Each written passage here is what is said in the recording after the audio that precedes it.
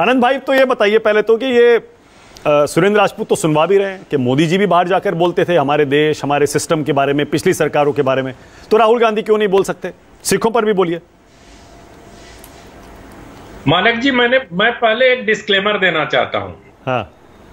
Disclaimer ये कि मैं कवि नहीं हूं और मुझे शायरी नहीं आती है। और दूसरा डिस्क्लेमर ये कि मैं न्यूज रूम में बैठ के मंत्री परिषद के गठन करने वाले जैसे पत्रकारों जैसा ईमानदार नहीं हूं।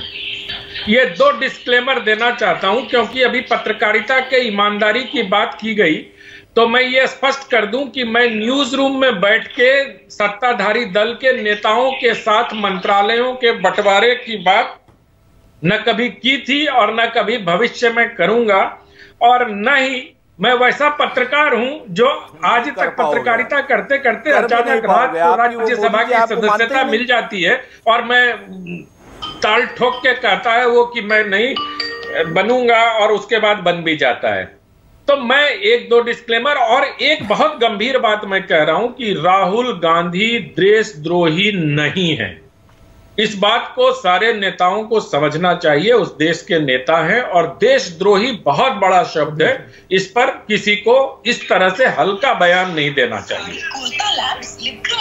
ये मेरा 2-3 डिस्क्लेमर है। 1 मिनट होल्ड करिएगा जरा। ये 2-3 डिस्क्लेमर मैंने दे दिया। रही बात जो सिखों वाली कही आपने, ये बहुत खतरनाक बात कही है राहुल गांधी ने।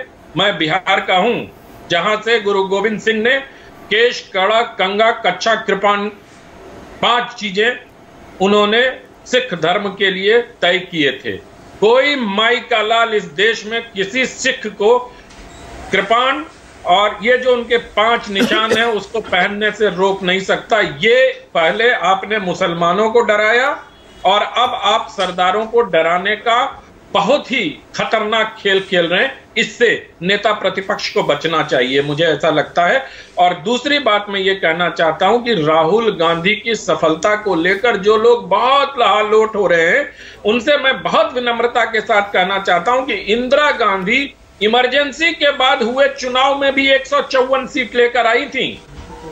तो अभी राहुल गांधी को बहुत लंबा रास्ता तय करना है और इस तरह के समाज को बांटने की, समुदायों को बांटने की जो बातें वो करते हैं उससे अगर बच के चलेंगे, ये मेरी व्यक्तिगत राय है, तो उनके लिए बेहतर होगा। और रही बात नरेंद्र मोदी से नफरत नहीं करने की, वो तो भैया मोहब्बत की दुकान चलाते हैं, वहां तो नफरत मिलती ही नहीं है। तो वहां पर जब नफरत स्टॉक में ही नहीं है तो नफरत कहां से आएगी? तीसरी बात, आरएसएस की बहुत सारे लोग कह रहे हैं, आरएसएस को लेके दरअसल राहुल गांधी थोड़े ऑब्सेस्ड हैं, या उनके जो सलाहकार मंडली है वो सब आरएसएस को लेके ऑब्सेस्ड है। आरएसएस ने कभी भी एक चीज की वकालत नहीं की है। मैं बताता हूं, सुनील खिलनानी ने आइडिया ऑफ इंडिया, या उसके पहले जवाहरलाल नेहरू ने आइडिया ऑफ इंडिया, या महात्मा गांधी के आइडिया ऑफ इंडिया की बात करते करते अब हम लोग जो न्यू आइडिया ऑफ इंडिया की बात कर रहे हैं, तो सबसे बड़ी दिक्कत क्या हुई कि पहले के जितने आइडिया ऑफ इंडिया कहे गए थे उसमें भारत को विविध संस्कृतियों का देश बताने की गलती हुई है। भारत की संस्कृति एक है जहां हम विविधता का उत्सव मनाते हैं, ये लाइन होनी चाहिए हमारी। संस्कृति हमारी एक है, सभ्यता हमारी एक है, जहां हम विविधता का उत्सव मनाते हैं और उस विविधता को लेकर कभी किसी ने किसी को थ्रेटन करने का प्रयास नहीं किया। छिटपुट लोग अगर करते हैं तो उसको उस तरह से नहीं माना जा सकता है।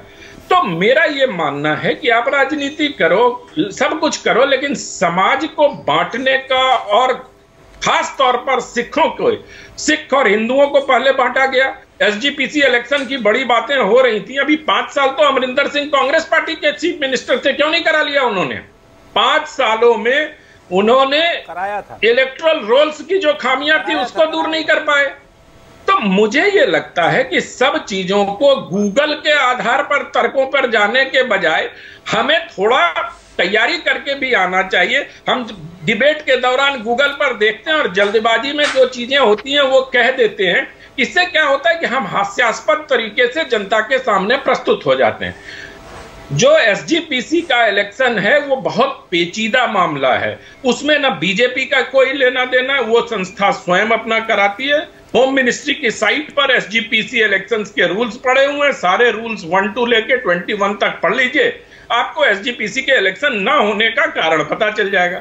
लेकिन खैर, देश की राजनीति पर मैं कोई टिप्पणी, राजनेताओं पर मैं कोई टिप्पणी नहीं करूंगा। उनकी अपनी सोच है, उनका अपना क्या कहते हैं चिंतन है। जिस प्रकार से दोनों एक दूसरे को घेरने का प्रयास करते हैं, जैसे जैसे तथ्य तर्क उनके सामने होते हैं वैसा प्रस्तुत करते हैं। लेकिन राहुल गांधी विदेश में जाकर या देश में भी, अगर मैं तो कहता हूं कि अगर सिखों के बारे में वो देश में भी ऐसी बातें करते तो उन पर इतनी ही चर्चा होनी चाहिए थी।